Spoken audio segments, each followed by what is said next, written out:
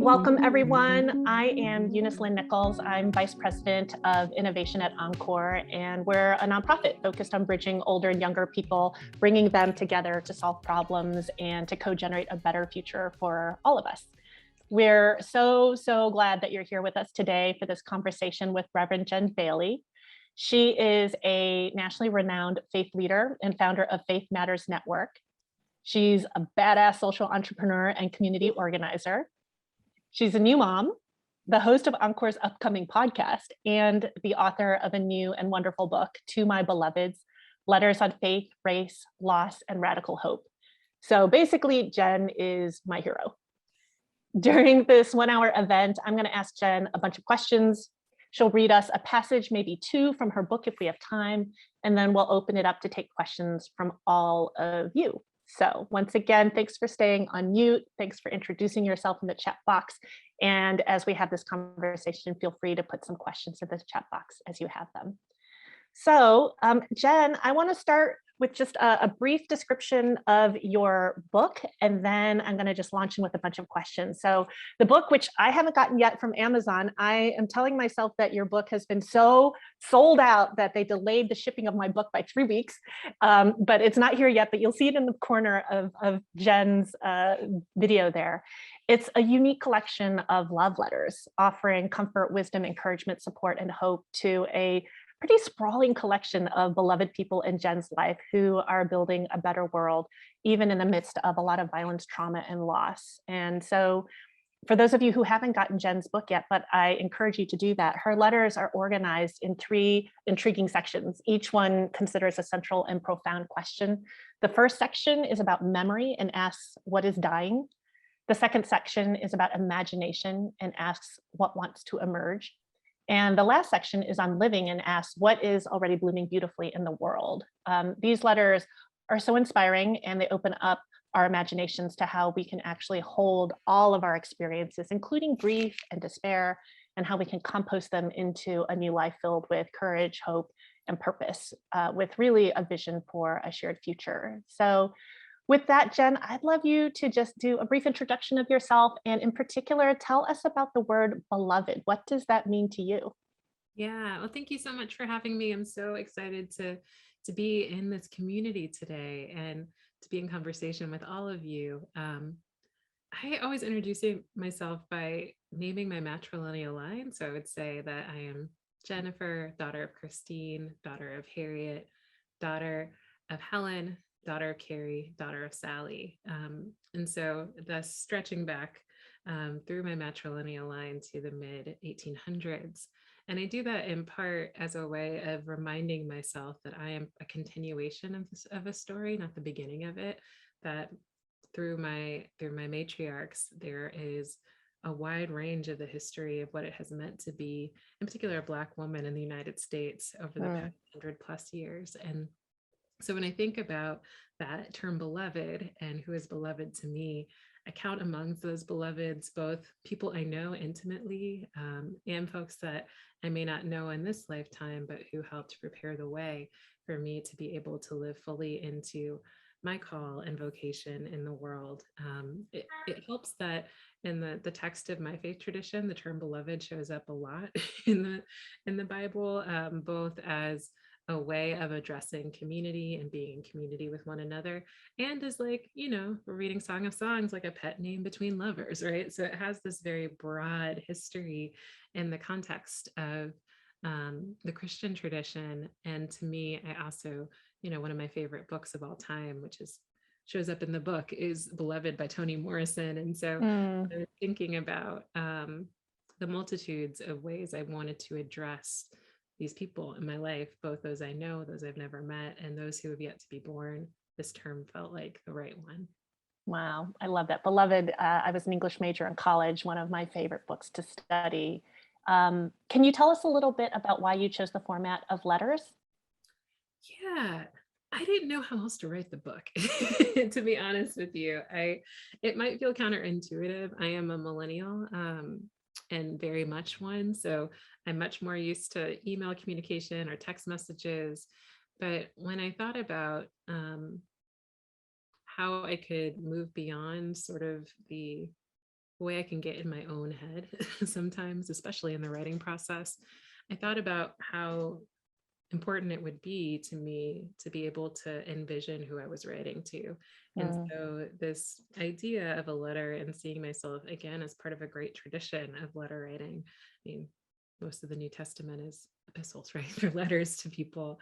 Um, I very much saw it as a way for me to be able to get deep and vulnerable by actually envisioning the person that I was writing to. I also feel like letters are kind of a lost art form that we haven't that we kind of have let go of in the past several decades. And maybe I'm just a big advocate for returning to letter writing as a way of facilitating intimate relationships. Yeah, I love that. It makes your book feel very relational, even though usually there's like sort of the disembodied author's voice. And I felt like I was sitting with Jen. I felt like you were writing the letters to me, even if the letters weren't directly to me. And so I love that. As I read your book, I love that you started with the your kind of the names of women in your family, because I had this image when I read your book of a cascade of love that has flowed to and through you over generations. And not maybe because it's maternal love, not sentimental love. I feel like it was love that's like soul deep and that can hold and has held a lot of pain, but still perseveres. And I wonder if you think it's true that you love in part because you've been loved so well and by so many. And if you might tell us about some of the elders in particular who have been a beacon to you. Mm, thank you for that question. And thank you for the invitation to call them into this space. I began the book by talking about these church mothers. So, these elders in my community, my church community growing up in Quincy, Illinois, who were these powerful Black women who'd lived through the Great Depression, who'd lived through the Southern Freedom Movement, had lived through the worst of Jim and Jane Crow, and still had a story to tell and still had Mm, love to give. So I think about people like Sister Catherine Weldon or Sister Jackie Watson or um, Shirley Palmer, these women who very much were like the ones who ran our church, right? That yeah. even though they didn't have formal positions of leadership in the pulpit, who very much were the backbone and guiding light that made church what it was for me growing up, which was community. So it was in the church kitchen that I learned a lot about both what it meant to be relational and to imagine our way into a different future. And I think Mm, their life and witness, and even some of the things that weren't so like shiny and perfect about them, taught me a lot. So I learned about the miracle of the loaves and fishes because I saw what those women could do with 2 boxes of spaghetti and some dinner rolls, right? They could feed mhm, multitudes. I also learned a lot about what it is to honor and respect people in the fullness of their experience. And so there, there's some ways that the church mothers carried some beliefs, particularly around gender and performance of gender and authority, that are not aligned with my contemporary politics. And so there, as much as I learned from them, there's also things that I had to unlearn yeah. about my role in the church and society. And because I loved them so well and they loved me so well, I could see them as fully complex human beings. And I think that so often we interpret reverence for our elders as like never engaging in dialogue or engaging in those tough conversations. But I've found that some of the sweetest moments of growth in my own life have been in those moments of perhaps tension, but also moving Mm. that tension and still loving each other on the other end of it. Yeah, I love that. I often, we think at Encore a lot about bridging divides, in particular generational divides. And one element that's often missing right now is proximity. If you're a young person with an older person or older with a younger person, and there is nothing that replaces loving somebody as a vehicle for being able to hold difference and different views. And yeah, that resonates with me deeply. I wonder, do you feel like because of the influence of those elders in your life that you have a different view yourself of what it means to grow old? How will that shift the next, I don't know, 30, 50, 70 years of your life? Yeah, but all I want to do is grow up to be an old Black woman, right? Like I have this image in my head. um, I joked a lot with my mom that when she hit 50, like she, shaved off her head and started wearing animal print and like had this like these big earrings she would wear. I think it goes from that in my community to like the big church hat, right? And I Yes. think I recognize that as like a countercultural and revolutionary claim because in a world, in particularly in which many Black women don't live as long as their white counterparts, right? And in a world where we know that stress and trauma exist in the body, right? That the claim to want to get old, to live as long as my grandmother, who just passed away 2 months ago, lived to 89 years. Whew. There was something about the power and of longevity and experience that comes from getting older that I just I honor and I deeply aspire towards. And I think spending so much time with those people and women in my life in particular has led me as millennials are becoming a transitional bridge generation, and Yeah. I'm not as young as I used to be, helps model to me the type of big sister, auntie, right, that I want to be for Gen Z and those who are coming behind me, which is one that is open to the co-learning process that comes through relationship, that there is not wisdom that comes from on high, but wisdom that is shared amongst us and passed down and transmuted through Yeah. our stories and our experiences. And so they modeled so beautifully to me, the women in my life, what it means to hold tension, what it means to like be rigorously honest with one another, what it means to questions. Yeah. And those are all things that I want to pass down. Yeah, I love that. You and I have a lot in common because I grew up with elders, very much part of both my personal life, come from an immigrant family. My grandparents lived very close to us, as well as in the Chinese heritage church I grew up in, which had many elders as well. My vision of becoming an old Chinese woman, unfortunately, involves getting my hair cut and getting a perm because I think that's what all older Chinese women seem to do. So I'm looking for a different vision of what I could do with my hair. Yours sounds much cooler with the big hats.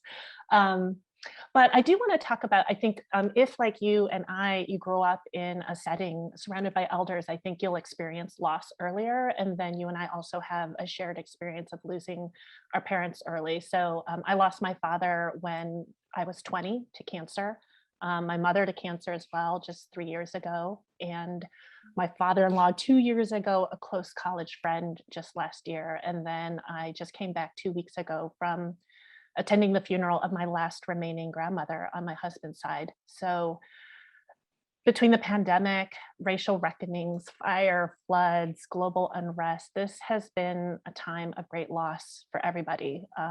Not evenly distributed, but I think it's something that we all feel a touch point with more these days than ever before. And I think it's the loss has hit young people and old people alike. And so in the midst of this heaviness, I'm wondering if you could share a little bit about how intergenerational connections have helped you get through Mhm. the contradictions of these times and the Yeah, loss. that's so helpful. And it's an honor your loss. And I, what I've said to so many people who've asked me these questions over the past couple of years has been, I think it was my early proximity to death, which gave me a new appreciation for life. Mm, Um, and the experience walking with my mom, who passed away 5 years ago from cancer after a 14-year battle with cancer. When I was 28, I took time and dropped everything and moved home and was with mm, her while she was on hospice. And I think that part of what I learned watching her so gracefully transition is that there is something precious about the everyday experience of just breathing. um, mm, because one of the last things that you lose before you pass is your breath, right? It's breath, and then your heart stops, and then they say hearing is the very last thing to go. And so I remember I was in the room with my mother when she passed. I was the only one whispering, "I love you." Um, and as I have entered into this pandemic, as so many of us have, I've been reflecting on those experiences, the preciousness that it was to be with her in her last moments and last weeks. I was also pregnant during the pandemic, which has been its own experience of not the vision I thought of I was going to have of pregnancy. But I think the proximity both to death and to new life in this time has given me a deep appreciation both for what I can do and what I can't do, right? I think there's something about that experience and proximity to death that puts a right-sized view on our lives. And what I mean by that is um, it helps to have a long view of time and to recognize that you can't do everything. And I think one of the things that I didn't realize in my early 20s when I thought I could do everything, or my late teens too, was that I thought that I had to take on all of the challenges of the world myself. And what I've realized over the past couple of years and through the pandemic is that necessarily we are not tasked to do everything. And as a person of faith, I think that should have been obvious to me, but it wasn't. That there is a higher good. You may call that God, you may call that community, that is here to hold it with you. And that necessarily our rules change. And so during the racial justice uprisings last year, this became really acute for me because there had been so many times over the past decade where I've donned my clergy collar or t-shirt and like physically put my body between protesters and police officers and tried to negotiate during protests. And I realized last year, being, at that point 6 months pregnant, that the place for me was perhaps not on the street with my pregnant belly, but was behind the scenes helping support some of the younger organizers and elder organizers who were doing really beautiful work in my city. And that was a realization for me that was so important, that over the course of our lifetime, our roles will necessarily change to fit where we are in the life cycle. And that's okay, that you don't have to do one thing all the time. Yeah, I love that. Well, there's a wisdom and a deep humility in that as well. And I think about the fact that I ran Experience Corps when I was in my mid-20s, and I was surrounded by all these older adults who were going to public schools to help kids read by third grade. And many of those elders were stepping into a different kind of role at that stage in life, a support role. But man, they were still mentoring me every day, and they had to call me boss, which was, I didn't ask for that, but I think they were traditional and that's how they saw me. But I absolutely was getting their advice all the time. And it was a group of actually older African-American women who threw me my first baby shower because I was far from home, and the best knitted baby booties and baby hats. And it was just such a joyful time for me because they were my extended family here. So, well, with that, I am so excited because I want to ask you to read a passage for us. And while I read your book, hearing it in your voice will be so much more special. So it's a passage from I think my favorite chapter in your book, which was hard to pick. It has this intriguing title called Composting Religion, Letter to Spiritual Leaders on the Edge. I mentioned earlier, I grew up in the Chinese Heritage Church, and my faith is really important to me. But I'm not vocationally a spiritual leader, but still when I read this letter, it resonated with me. I think it'll resonate with any exhausted leader, organizer, or activist fighting on the front lines to make the world a better place. So feel free to add any context you want, but mostly I want you to read this passage. Yeah, absolutely. So this is from a letter to myself. So a letter to myself and my colleagues, those of us who find ourselves on the edges of spiritual communities, called Composting Religion.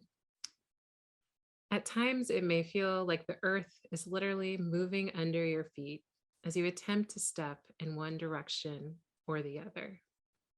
That's because it is. All around us, things are shifting, systems are collapsing, and institutions are failing. This should not surprise us. Around the world, elders across cultures and peoples were predicting this time would come. It is a time of great uncovering, in which Mother Earth and Father Sky are pushing us into divine reckoning about what it means to be in right relationship with one another and all sentient beings in the 21st century and beyond. It is clear to me that the actions we take now will have deep and irreversible consequences for generations to come. The good news is that this is a time for misfits. When you are at the center of a circle, it is impossible to see what is at the perimeter. If you are aware, there's a perimeter. As misfits who are pushed to the edges and in between spaces and places, we are able to see what is on the horizon and collectively discern what is needed to meet the challenges ahead. We are called to be gardeners who compost and tend to the soil upon which future generations will sow seeds that will one day blossom. The little girl in me delights that my hours spent observing my mother plant were not in vain. Those of us who are embedded within spiritual communities understand that there are roles within our religious communities that no longer serve us and fail to speak to the material conditions that shape the lives of our people. We cannot program our way out of crisis. No single curriculum will reverse the impact of climate change and poverty and heal more than 4 centuries of racial injustice in the United States. For far too long, we believed the insidious lie that innovation is the domain of those with the power and social status to determine what models are worthy of our attention and praise. The enormity of the plight we face can be solved only by harnessing the ingenuity and creativity of the communities to which we belong and are accountable.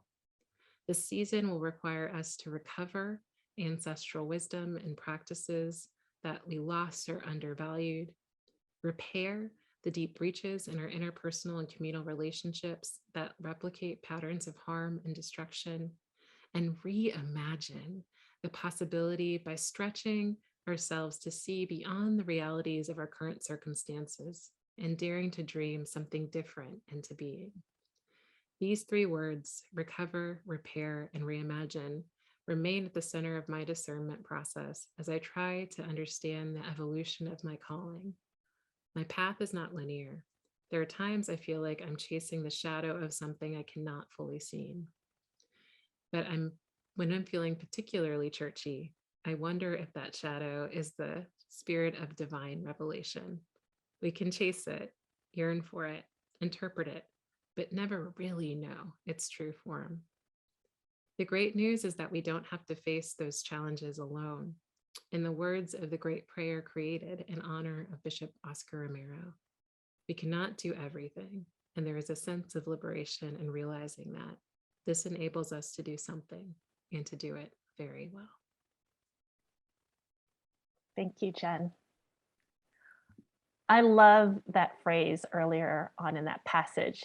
This time is made for misfits. Why are you a misfit? Oh, because I'm not doing everything they told me to do, right? I come from a Black church tradition. I'm ordained in the African Methodist Episcopal Church, the oldest historically Black denomination in the world. And, there's a pathway to ministry in my church. You go to seminary, then you get your first church, and then you get cozy with the bishop and get your second church, and you might run for this committee, or if you're really ambitious, you try to get a A-level church, or maybe you run for general office, or you run for bishop, right? There's a pathway that has been really dictated what success has looked like historically in my tradition. And that was never me. When I answered my call to ministry, I knew pretty early on that I didn't sense a call to be the senior minister in a traditional church. And I think that was partially because going to seminary when I did and coming of age when I did, so many of my friends were no longer going to church. And it's true both for millennials and for Gen Zers, right? That they were finding meaning in expressions of their faith outside of the 4 walls of the institution.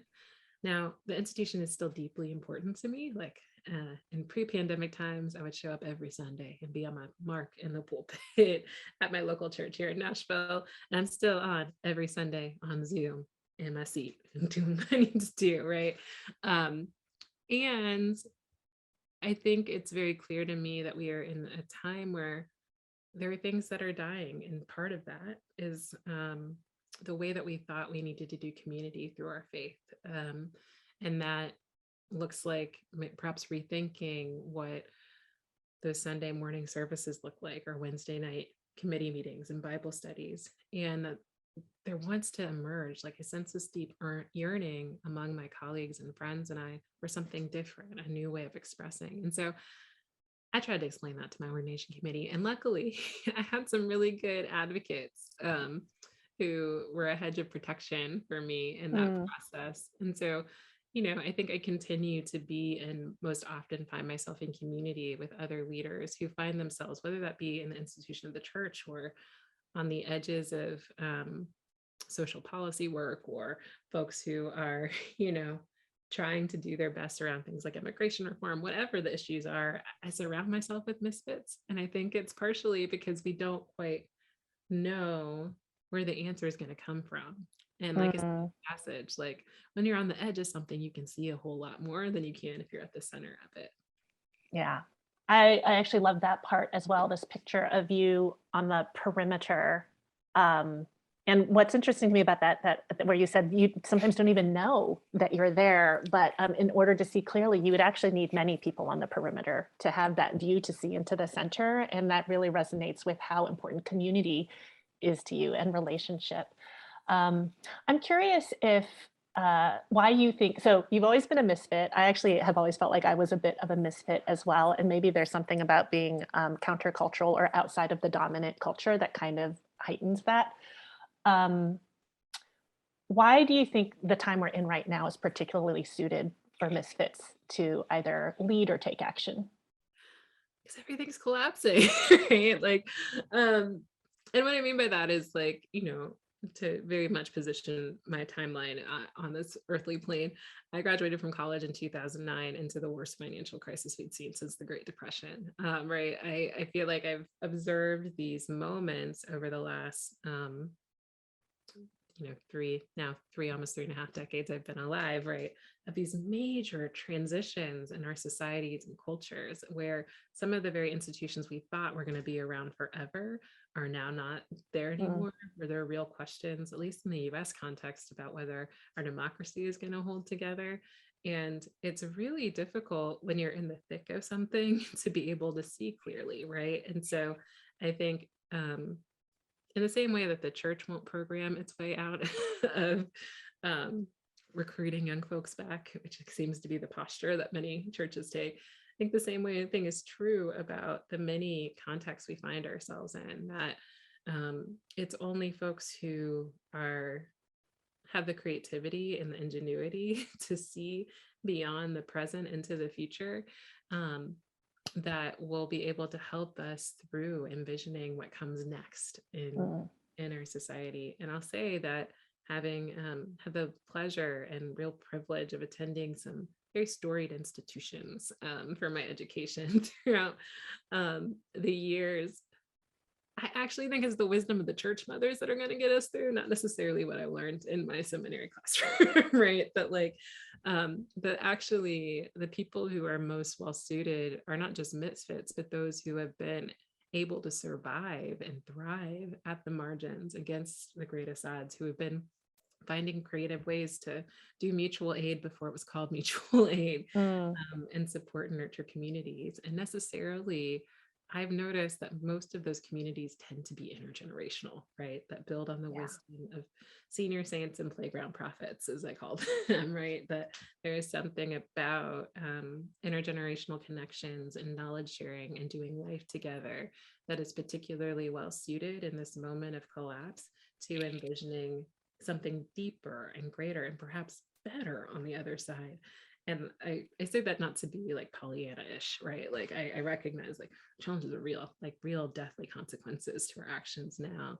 And that's this notion of radical hope for me is that um, even against the greatest odds, that each of us is empowered and has the power to change the material conditions before us even now, regardless of Yeah. what your station in life is. I think that's one of the things I love about is a challenge in your passage where you talk about sort of our misconception of innovation. At Encore, we like to think of like we have two pillars, innovation and imagination. But even we fall into some of the trappings of innovation as elite or somehow held for a very few. And your passage really holds this a different standard that talks about innovation being embedded in community, where people are closest to the challenges, your church mothers and others.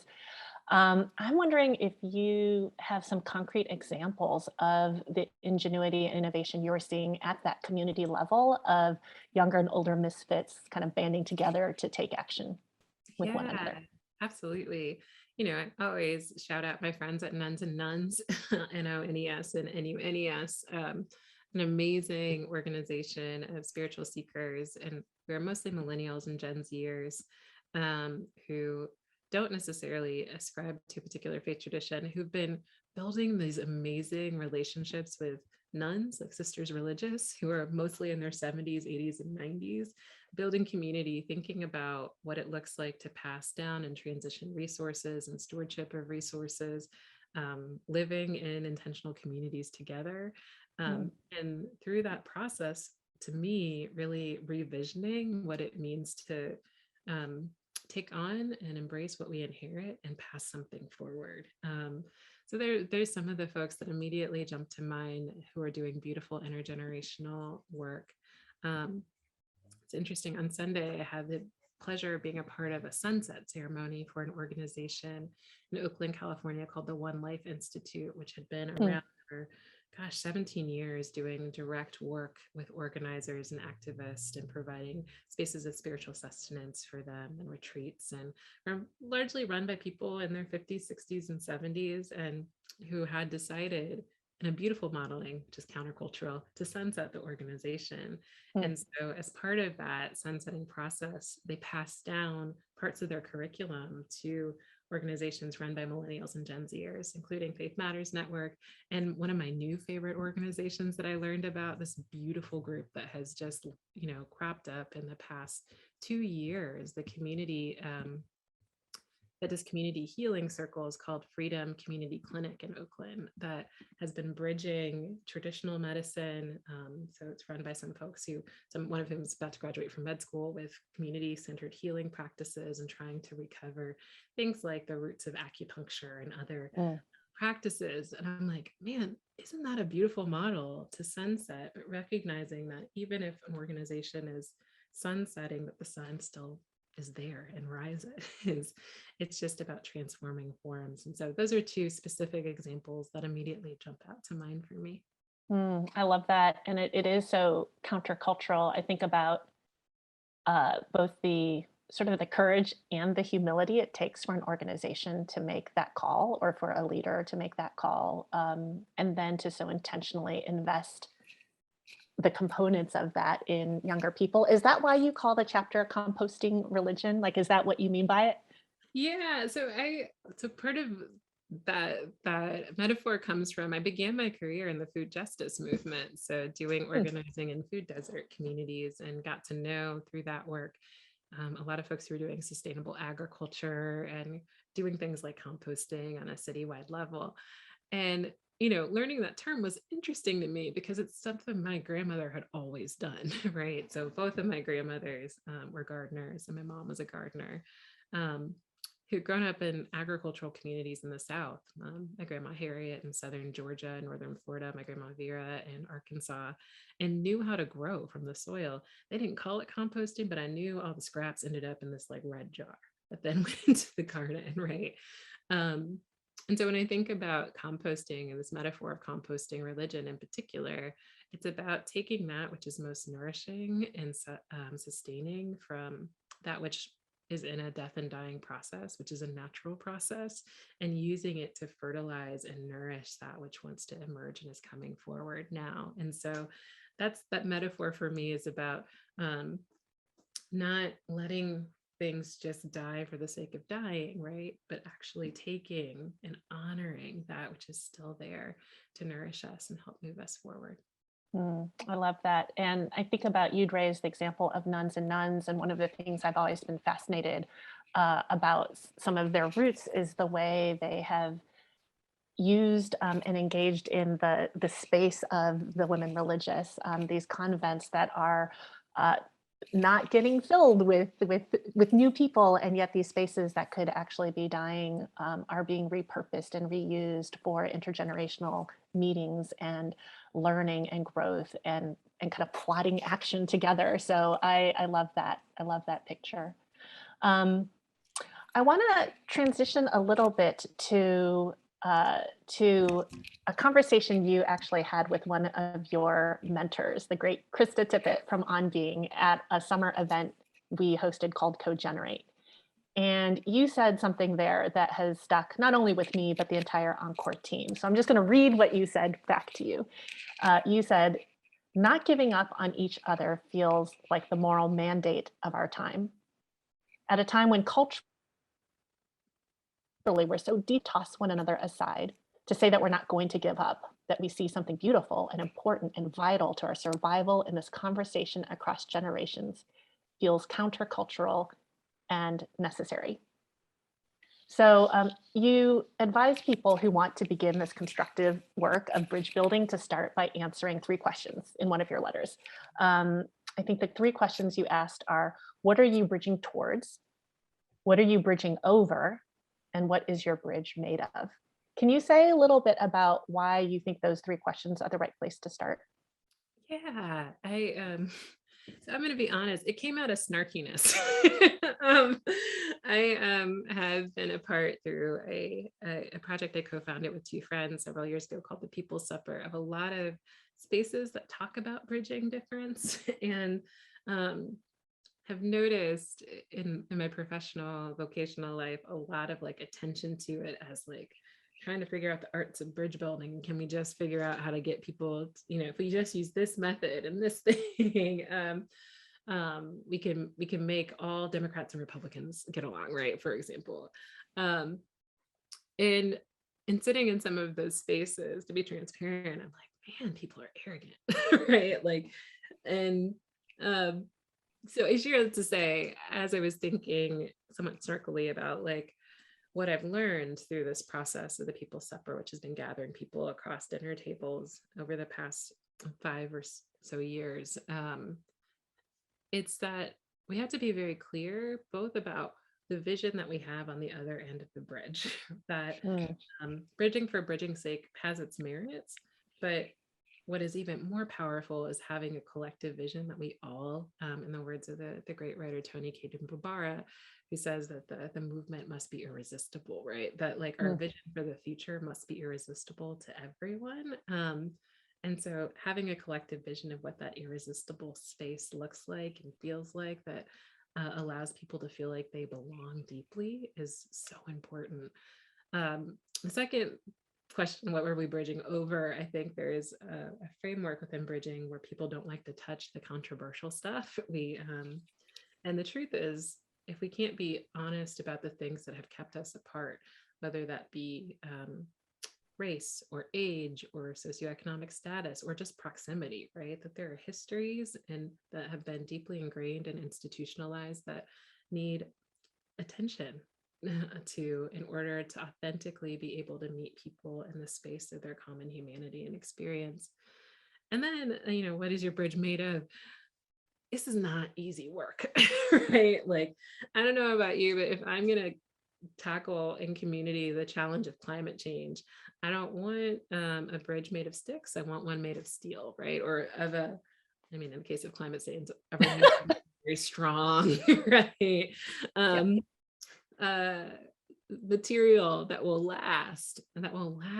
And it is, I think, difficult, for folks to recognize that material necessarily requires practice to me. So it is the discipline of coming back time and time again into community to get to know one another more deeply. It is the discipline of figuring out what some of those practices are that allow you to show up better in community, both individually and as a collective. It's co-creating those practices together. And so those are the questions I ask often, both when I'm being snarky and when I'm being my best self.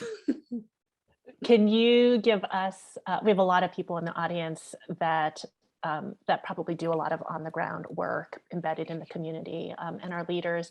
Could you give us a concrete example of how someone or how you have used those questions to bridge differences? Could be generational, could be otherwise.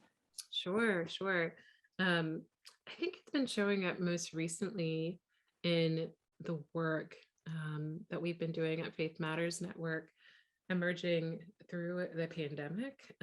That there have been invitations for us to show up for and with communities in a variety of different ways, including directing some of the folks who've gone through our movement chaplaincy training program into spaces.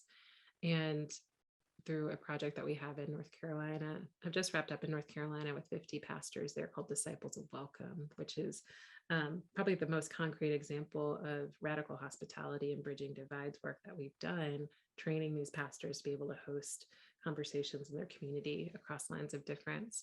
And I've seen really clearly with that pastoral cohort throughout the pandemic, the raising of those questions being essential to building authentic relationships across lines of difference. Because it's one thing to like, especially after the murder of George Floyd, right? There's a sort of upswell of a moment where people were deeply wanting to ask questions and engage around questions of racial justice and equity.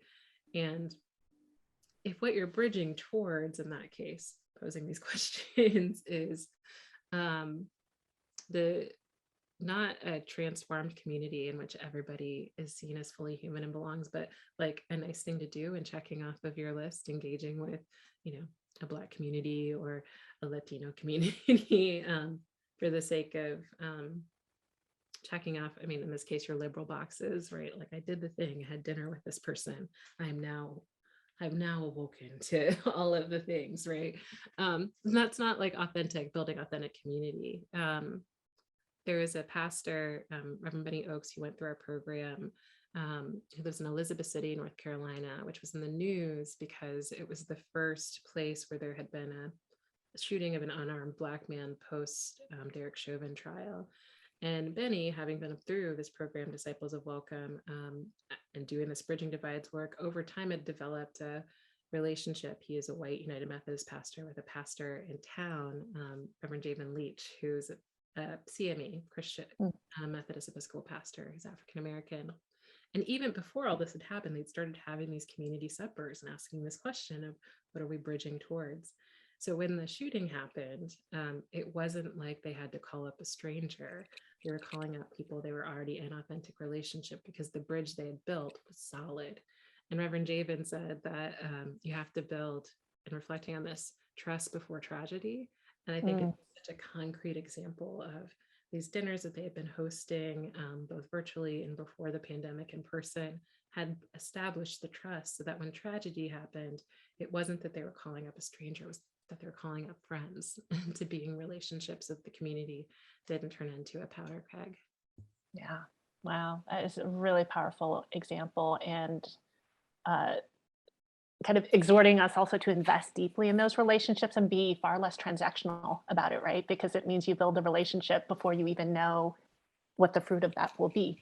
And that is great. Love that. I'm going to transition us to some questions. So if you have questions for Jen, put them in our chat box. I saw one that came through earlier, which is one of the letters that you wrote is called A Letter to the Child in My Belly. I think Max is now out in the world, but at the time, he's been out. At the time you wrote it, he was in your belly. A question so you have now a little bit of hindsight. The question is, how will you raise your son differently than how you were raised as a result of the road you've traveled? Oh, that is such a beautiful question. And so there's some really like concrete examples of that, which is so I am Christian, my husband is Jewish, and we've chosen to raise Max with Judaism being his primary religious home. So there's like just, as a Christian pastor, people are like, what? And I'm like, yeah, it makes sense for our family. So there's like a very concrete way in which like Max is being raised in a different religious tradition than the one in which I am grounded in, even as he will get to know the Black church through my experience. And so it's like a very practical example of how Max is being raised differently. But I think one of the things that has been important to me as I've gotten to know Max over these past 13 months and continue to get to know Max is something I've been wrestling with. I'm gonna be honest, this week has been, I run a womanist-led organization. I'm surrounded by a lot of really powerful women in my life. It has been like the stuff of my life. I've done my gender studies, like I have certificates in it, studied deeply gender and religion and unpacking all of that. And y'all, like, who knows how Max will choose to identify one day, but he's bringing strong masculine energy into this space, right? And so it's already very present in the way that he interacts with the world. And so a question that I'm carrying, unpacking all of that I have learned, is how do I help him hold the many parts of himself gently and recognize that regardless of how he chooses to identify, that at the core he is beloved, not for what he does, but because of who he is, and that there are ways to navigate and inhabit his power, because he's already at 13 months using his voice very, very loudly, usually at about 3 a.m. but is like very sure of himself, right? In this very particular way that's already obvious at 13 months. So there's a lot in how I don't know that I was taught, one, as a woman, what it meant to embody my power, and two, what it meant to use and utilize that power with dignity and with humility. And so I'm thinking a lot about what it means to be raising someone, at least as far as I know. Again, he could reveal himself differently in the future. To be raising a boy child, to be raising a Black boy child in the South at this time, and like think about what it means to empower him to hold that masculinity with gentleness, with kindness, that it doesn't have to be rooted in power over, but power with. Those are the questions I'm asking myself. It's very like, I picked him up from daycare last week and his teacher was like, he's such a toddler boy. He just screams and screams and runs and runs and has so much energy. And I'm like, I don't know what that means. And so it's a real question I'm holding with myself right now. I appreciate that. And those in the audience who have kids at an older stage are thinking, oh my goodness, these are the questions Jen's thinking of right now at 13 months. You've got a long road ahead of you. So I think that's great. Well, I go back to the passage you read earlier about this is a time for misfits. And I feel like something that we can bring to young people today is to create spaces where being a misfit is not only okay, but appreciated, and it allows space. And it also means we need to shift some of our systems and ways of doing things. So, okay, I'm going to move on to another question from Byron. As you evolve in your life and experience with elders, what are your thoughts about purpose? Purpose and elderhood. Man, purpose and elderhood. I think what has been amazing about being in relationship to elders is that there's sort of this cultural narrative that purpose dies with retirement, right? That like, because we are so ingrained in our cultural context to believe that purpose is tied to productivity, is tied to our work and what we do in the world as a job, that somehow in retirement you lose that sense of purpose. And what I've learned being in close proximity to elders is like, that's never true. Like that your purpose continues to evolve and thrive and change and manifest in different ways. And so it's been really beautiful to be in community with elders and see them evolving in their purpose and deepening in their purpose, and discovering new parts of their purpose. Folks who've gone back to school, or who are writing books, or who are trying all of these new things, who are traveling for the first time to places they've never traveled for, especially pre-pandemic. And so I think it gives me a whole lot of optimism about the potential for my life to have its waves and phases, and indeed that perhaps the true meaning of vocation is about discovering not the job you want to have, but that prophetic purpose that extends throughout the course of your lifetime and evolves over time and changes and can manifest in new and surprising ways. Yeah, I love that.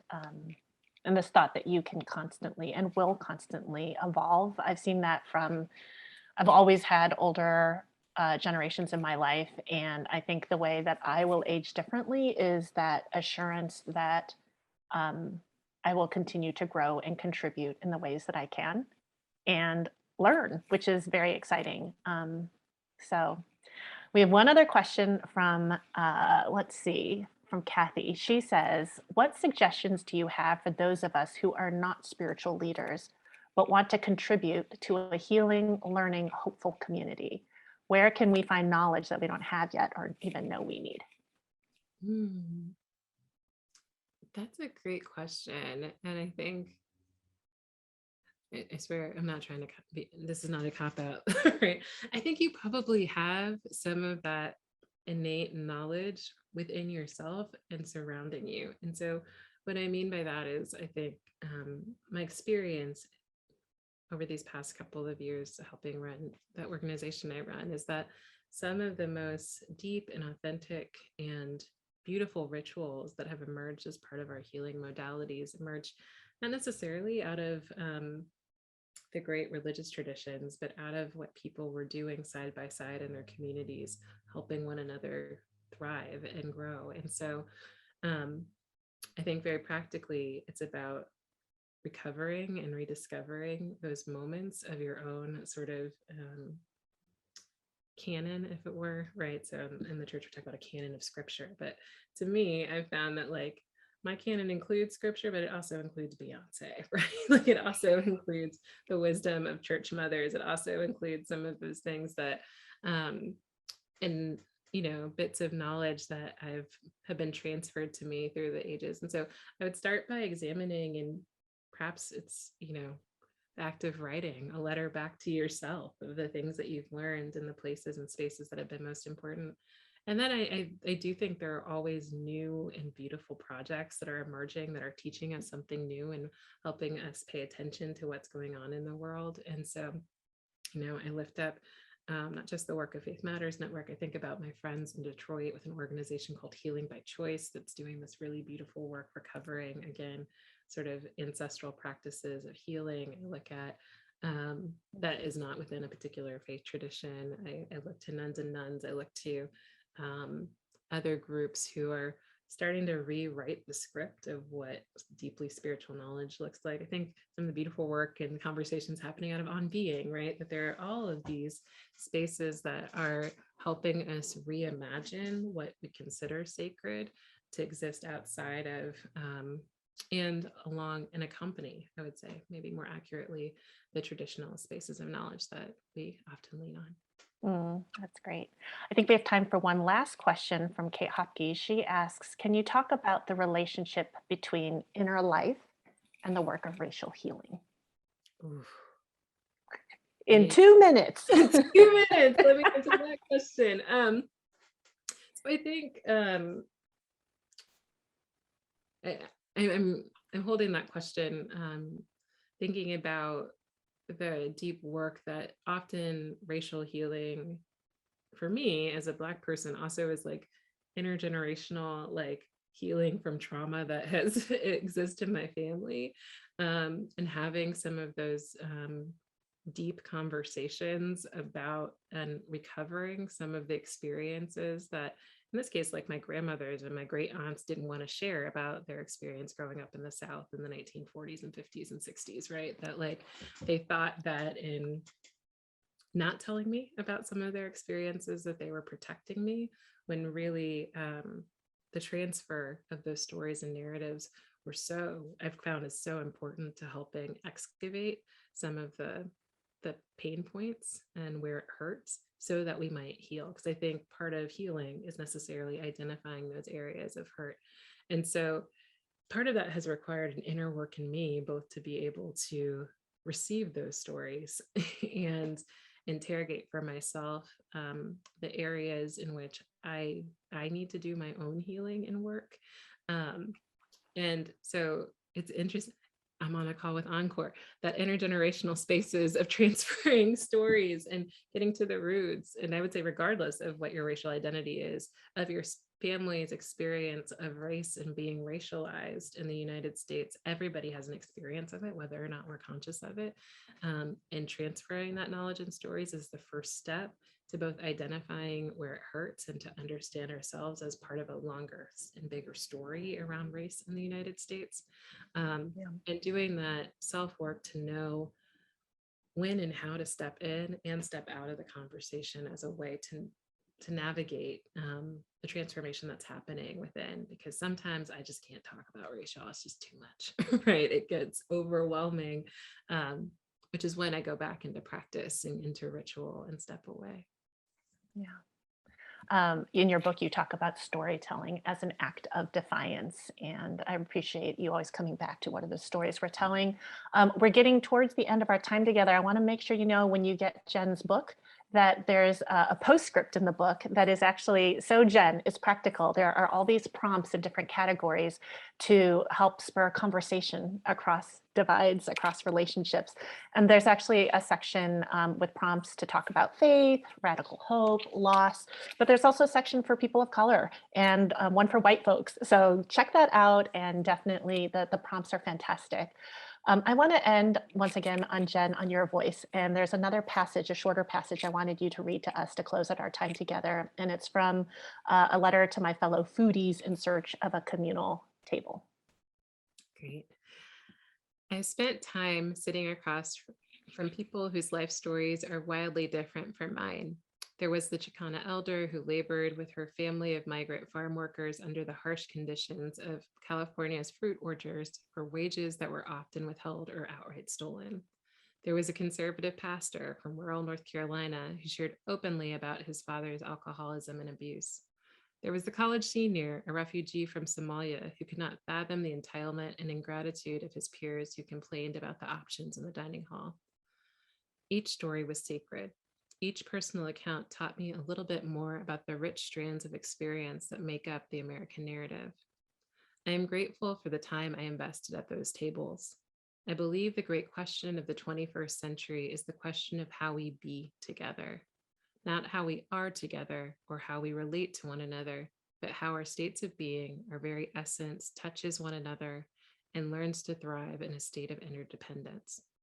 Those suppers served as an important counterpoint to the broader narrative of division that continues to unfold. I write to you now just months after another presidential election threatens to break our country apart in ways not seen since the Civil War. Followers of the outgoing president, drunk off of conspiratorial lies that the election was somehow stolen, violently stormed the US Capitol, resulting in the death of 5 of their fellow citizens. The episode lays bare just how fundamentally vulnerable our democracy is. Everything feels deeply precarious, calls for unity, and appeals to our better angels sing hollow when there is a threat that our nation will become a failed state. Yet I still long for a community that will not be found in shallow platitudes promoting reconciliation. It will require the courage of everyday heroes to dig deep and find within themselves the wherewithal to lean into one another and repair the breach of relationships currently exposed. I believe this will look different community to community. For some who have experienced the worst of the bigotry, hatred, and violence of this moment, it feels unethical to ask them to bridge with those who do not affirm their humanity. For them, this is a moment of turning inward and finding fortification within their communities. Many of us whose identities place us at the margins rightly fear for our lives.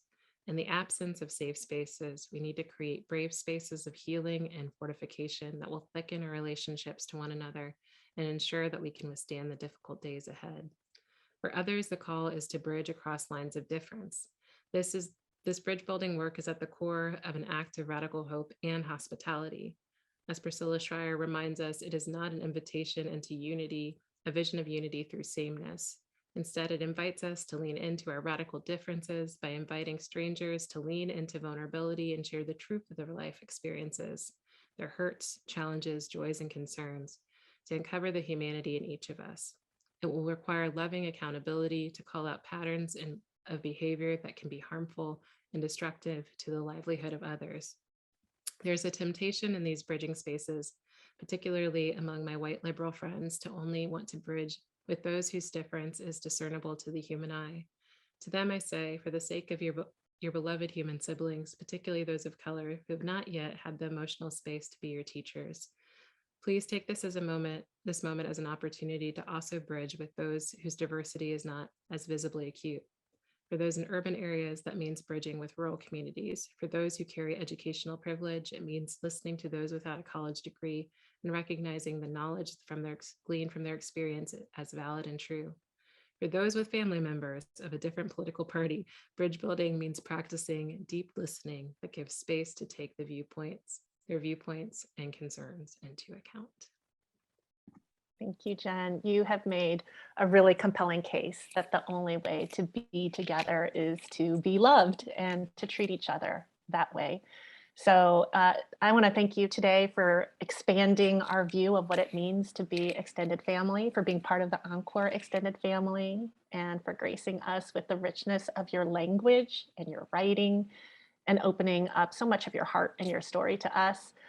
I have felt personally beloved by your letters and through this generative and generous conversation. So thank you for being a gift to us. I also want to thank everyone who joined us today. As you leave, I want you to go buy 2 copies of Jen's book, one for yourself and one to gift to somebody special in your life, so you can then use those prompts at the end to spur conversation. And as a benediction on our time together, I'll just simply say, go forth, be together, and be love to one another. Thank you, Jen. Thank you so much, everybody.